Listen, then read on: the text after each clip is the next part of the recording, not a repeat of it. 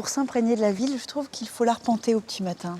Oui, c'est encore le meilleur moyen de découvrir un petit peu l'atmosphère de cette ville. Il y a une grande homogénéité ici, hein. Tout à fait. Ressort, hein. Oui, Angoulême est une ville 19e principalement, même si elle est de fondation bien sûr beaucoup plus ancienne. Mais c'est une ville qui a été beaucoup remaniée au 19e dans un style très, très harmonieux, homogène. Et puis sur son promontoire, on a la vue de la campagne. Ça, c'est vraiment la spécificité. On est vraiment sur une ville acropole et on a une vue sur la campagne de toutes parts en fait. Donc il y a vraiment une très grande ouverture vers l'extérieur. Oui. Les maisons sont principalement blanches, en pierre de taille.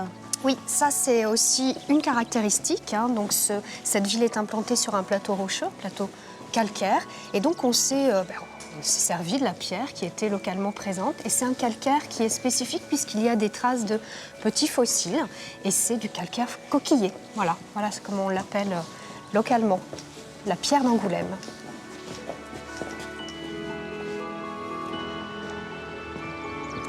À Angoulême, on peut remarquer aussi le travail d'une famille d'architectes. Oui, les Abadie, voilà. L'histoire commence avec le père, Paul Abadie père, qui en fait arrive de Bordeaux et qui est nommé architecte de la ville. Donc on est au début du 19e siècle, donc c'est un architecte qui est marqué par le style néoclassique, qui est très en vogue à l'époque.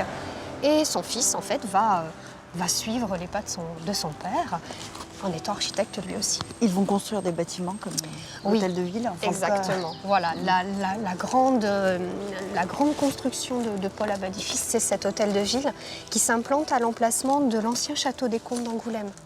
Donc il va conserver deux éléments du château comtal, la tour ronde et le donjon. Et puis ensuite, il va concevoir autour un véritable palais municipal.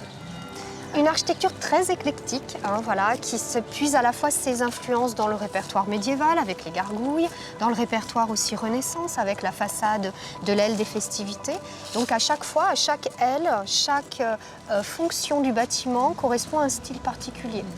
On en impose, je dirais, avec C'était vraiment la volonté effectivement de marquer de son empreinte à la fois la ville et puis se faire aussi une belle réputation. Un des édifices remarquables à Angoulême, c'est la cathédrale Saint-Pierre. Il est étonnant, ce bâtiment. Surtout, ce qui étonne, c'est que c'est une cathédrale de style roman. Et on est plutôt habitué dans les villes à voir des cathédrales de style gothique. Donc c'est vrai que c'est un monument qui impose sur le plateau. Surtout avec cette façade. Voilà, c'est vraiment une façade écran à série d'arcatures avec un programme sculpté qui compte plus de 70 personnages. Ça, c'est une des parties du monument qui n'a pas été retouchée. Quasiment pas. En fait, on a deux cavaliers qui ont été remaniés, refaits au milieu du 19e siècle, et puis la partie haute. Sinon, le reste de la façade, ces sculptures sont vraiment des sculptures romanes, de la première moitié du 12e siècle. Sur la partie haute, ce qui étonne, ce sont ces dômes de pierre.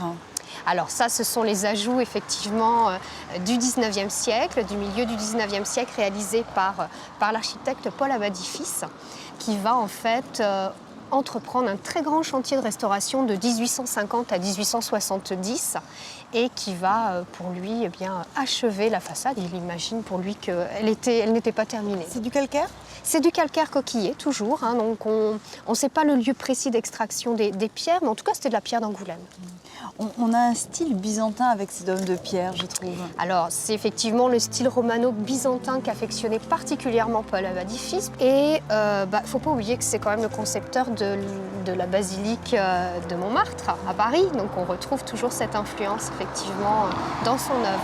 Il intervient aussi à l'intérieur de l'église ? Oui, tout à fait. Il a une vision assez radicale, on va dire, de la restauration, puisqu'il va supprimer toutes les chapelles qui avaient été ajoutées postérieurement au XIIe siècle. Donc les chapelles gothiques, Renaissance, baroque. Il va réunifier cet ensemble.